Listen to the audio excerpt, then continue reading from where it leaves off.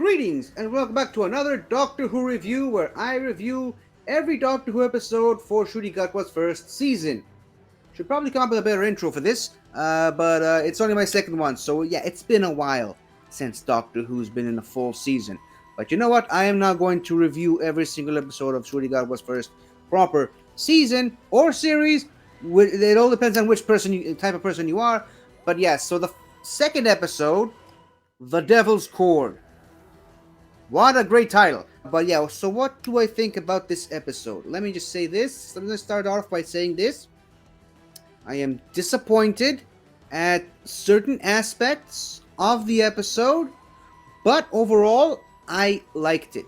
And I suppose my disappointment from certain aspects of this episode kind of stem from certain expectations I may have had regarding the episode before it came out. Let's start off with my first bit of disappointment, which isn't really much of a disappointment. It's more of a nitpick. It's more of a note. No pun intended. But yeah, Maestro. So this villain, I don't know if it's Maestro or if it's the Maestro. Kind of feels weird just calling them Maestro. So I'm just gonna go with the Maestro. So the Maestro was introduced like way back with images of Jinx Monsoon and the elaborate costume. And the way Russell T Davies really prompted up this character, it kind of made you feel like this was the new big bad of the season. This is, the Silence. This is the Harold Saxon. This is Missy of this episode. This is the Flux. This is the big main villain the Doctor needs to face off. This is the Black Guardian level. And they appear in episode 2 and get defeated in the very same episode.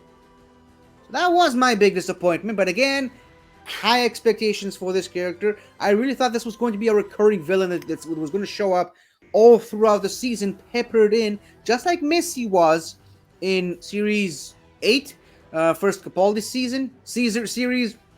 I'm not going to get too caught up on those, but yeah, so as a villain, I think the Maestro really worked. Like, it was a very well made villain, and I love the connection to the Toymaker.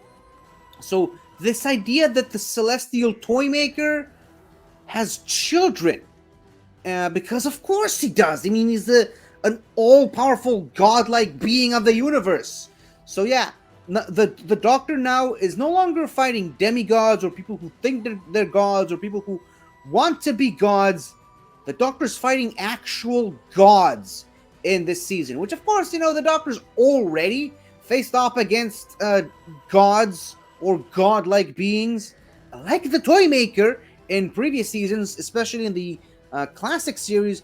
But it's nice to really put a stamp on that the Doctor's now actually going up against literal gods and aspects of the universe.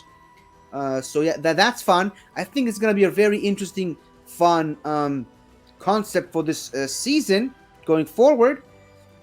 And I really like how the Doctor basically defeats him. And again, if you have problems with the fact that the Doctor basically beat Maestro in just one episode, remember, he kind of did the same thing for the Toymaker. Not once, but twice. And he kind of also did the same thing for the Gods of Ragnarok and Sutek and Fenric and the literal devil himself, although technically that was 2 episodes. So yeah, the Doctor just does that. He's that good. They are that good. So I don't really have too much of a problem with that. But as for the performance itself by Jinx Monsoon, I loved it. It was kind of cheesy at times. It kind of really went way over the top on some times. But overall, on the whole, I really liked it. This is the kind of performance I expect from someone like Jinx Monsoon and from a character like this in Doctor Who. Now, the second major disappointment I had not a lot of Beatles in the supposed Beatles themed episode. I mean, they kind of made you feel like it was going to be an all about the Beatles from the next time preview from previous episode. I mean, they've been talking about it for weeks and months now that it was going to be a Beatles themed episode. Not a lot of Beatles in this supposedly Beatles themed episode, unfortunately, I'm afraid. I love the fact that it was essentially John Lennon and Paul McCartney that saved the universe, saved music in and of itself in this episode. But yeah, this is not something that I would happily go and watch if I want to see the Beatles saving the world again. I'd go watch Yesterday again if I'm in the mood for some uh, proof of why the Beatles are the best thing ever. But yeah, I kind of like. Speaking of Sutek, by the way, I like the Doctor basically just takes Ruby to the future to show her what the world would look like if the Beatles weren't really around, if music wasn't around. It's kind of a rehash of two different things. But yeah, I said in the previous review that it kind of feels like uh, Russell T is kind of rehashing a lot of storylines from his first run, like with in the Shakespeare Code, where the Doctor tries to explain to Martha how the future could be destroyed if something goes wrong with the past.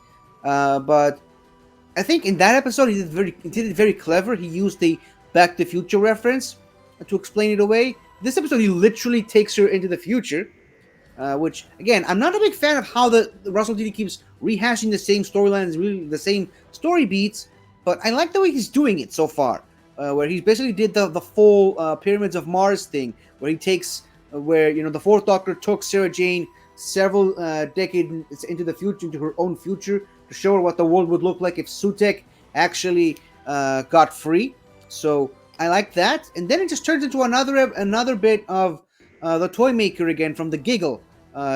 This time specifically tailor made for Maestro, with it was the more gameplay stuff with toy maker. It's now music themed with Maestro, and I like the different approach to that.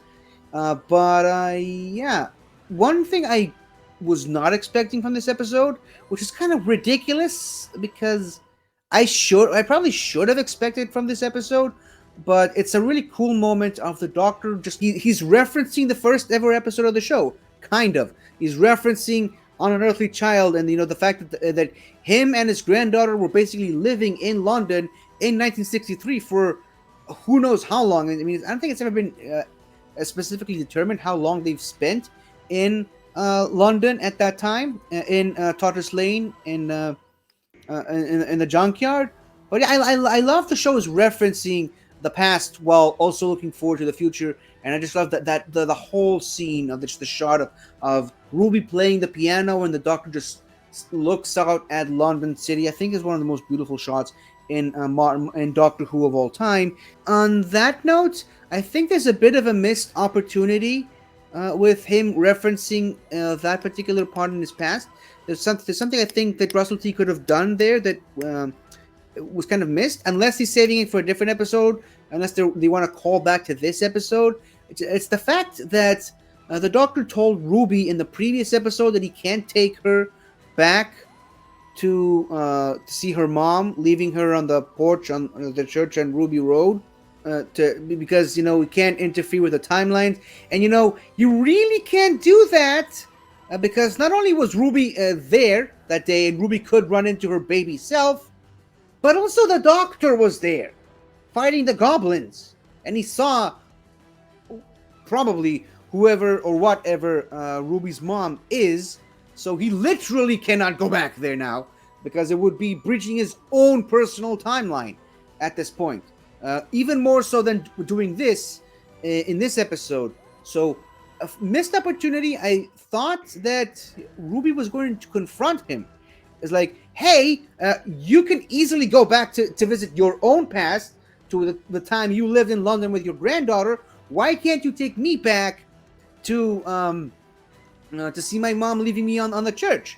And the Doctor could have given a really cool explanation as to why that is, but they didn't. She didn't even bring it up, and like I said, I think it's a missed opportunity. They could have done something with that plot point again, unless of course they're saving it for another episode. So we'll just have to wait and see as far as that goes. But on the subject of Ruby herself, what is she exactly? I mean, it, you could have taken it any other way from the Church of Ruby Road, but I think from the Space Babies episode, in this episode, I really feel like they're kind of setting up Ruby to be something important, to be something big. Maybe she's also a child of the toy maker.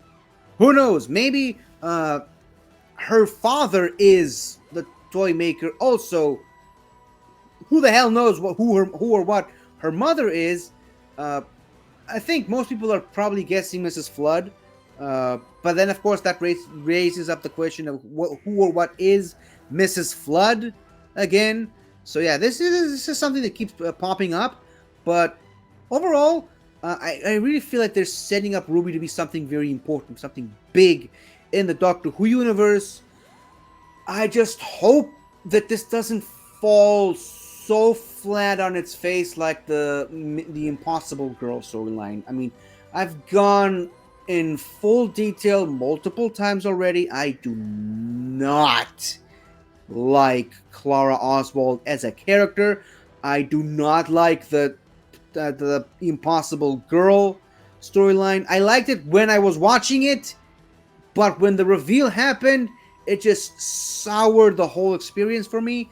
And I really hope this is not a repeat of that. I really hope this doesn't happen.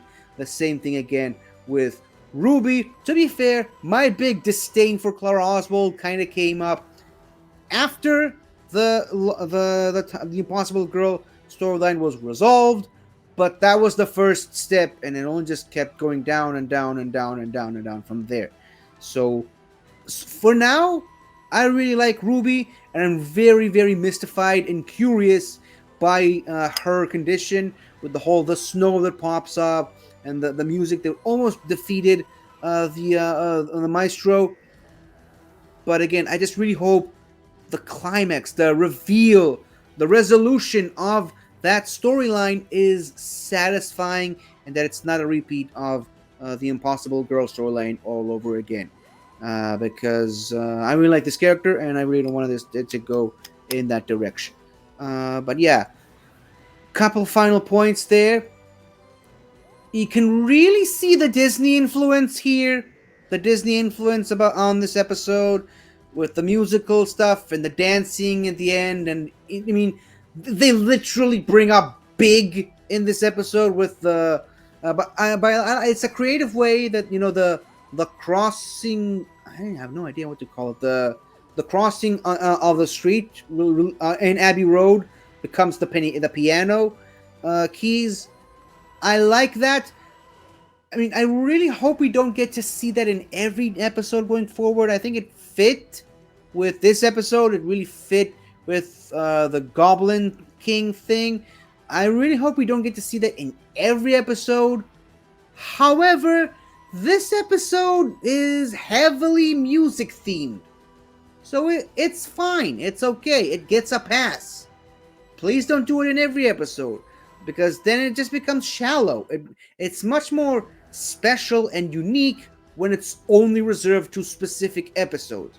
I don't want to see that in every episode going forward, because it loses its specialty. In my opinion, that's what I think, at least.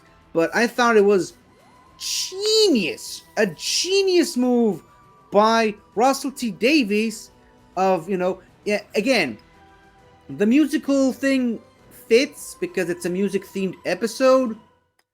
So yeah, the twist at the end, I mean, the literal fourth wall breaking, the Doctor winking at the camera and saying, oh, in all my adventures, there's always a twist in the end. Not every episode, obviously, but there's always a twist at the end. So yeah, they're literally doing the twist. They're dancing the twist.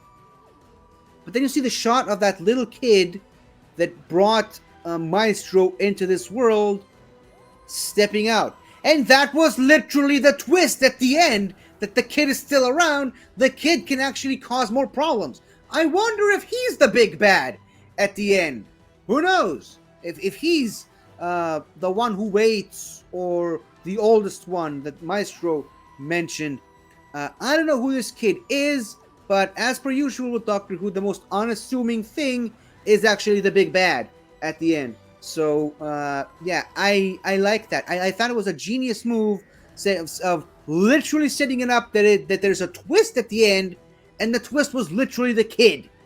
So yeah, I thought it was a really good move on the writer's part, which of course it's Russell T Davies, and of course the direction of the episode. But yeah, I just really hope that the Disneyfication of Doctor Who doesn't take over the show from now on, because Doctor Who is great again. Not to say that it wasn't great during the Chibnall era, but people are excited about Doctor Who now, so let's keep it at that. Anywho, these are my thoughts on this episode, Devil's Court. Again, wish we had more Beatles and more 60s things in Doctor Who in this episode. Kind of disappointed that Maestro went out the way that they did, but who knows? Maybe there's more. Maybe we haven't seen the last of Maestro. I mean, we probably haven't seen the last of the Toymaker as well. Probably. It's too big of a villain to keep locked in a box, literally, from now on. But yeah, so who knows? Who knows? Anywho, these are my thoughts on this episode. Let me know what you think about this episode in the comments below, and I will see you next time for another episode. See you then. Goodbye.